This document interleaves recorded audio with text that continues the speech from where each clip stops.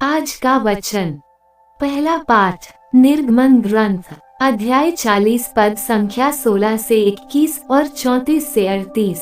प्रभु ने जो कुछ कहा था मूसा ने वह सब पूरा किया। दूसरे वर्ष के प्रथम महीने के प्रथम दिन निवास का निर्माण हुआ। मूसा ने निवास का निर्माण किया। उसने जमीन में कुर्सियां डाल दी और उन पर तख्ते रखकर और छड़ बांधकर खूंटे खड़े किए।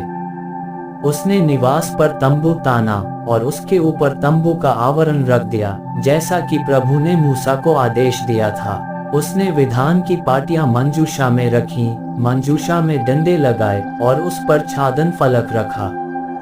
उसने मंजूषा निवास में रखकर उसके सामने एक अंतरपट लगाया और इस प्रकार विधान की मंजूषा आंखों से ओझल कर दी, जैसा कि प्रभु ने मूसा को आदेश दिया था।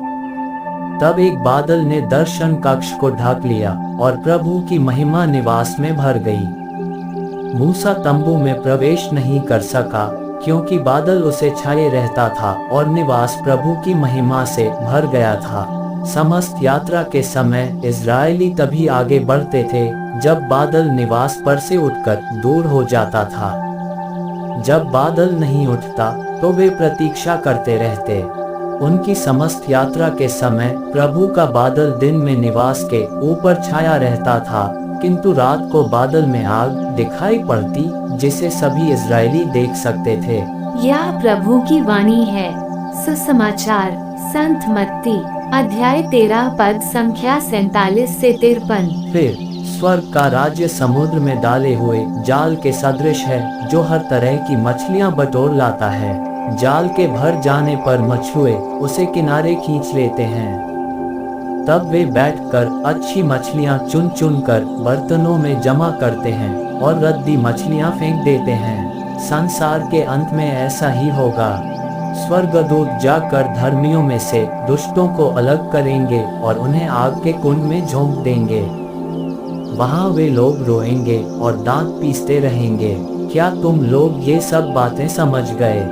शिष्यों ने उत्तर दिया, जी हाँ। ईसा ने उनसे कहा, प्रत्येक शास्त्री जो स्वर्ग के राज्य के विषय में शिक्षा पा चुका है, उस गृहस्थ के सदृश है जो अपने खजाने से नई और पुरानी चीजें निकालता है।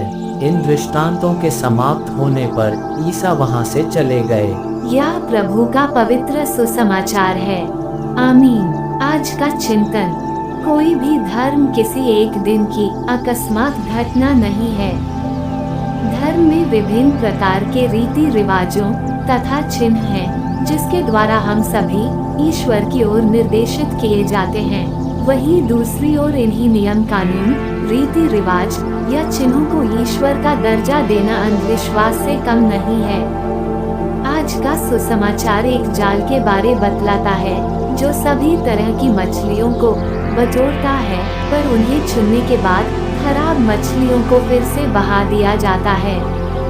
यीशु ख्रीस्त ने कभी भी पूर्ण रूप से यहूदी विचारधाराओं का बहिष्कार नहीं किया, लेकिन वे उनमें नयापन लाना चाहते थे, जिससे लोगों में उन्नति हो।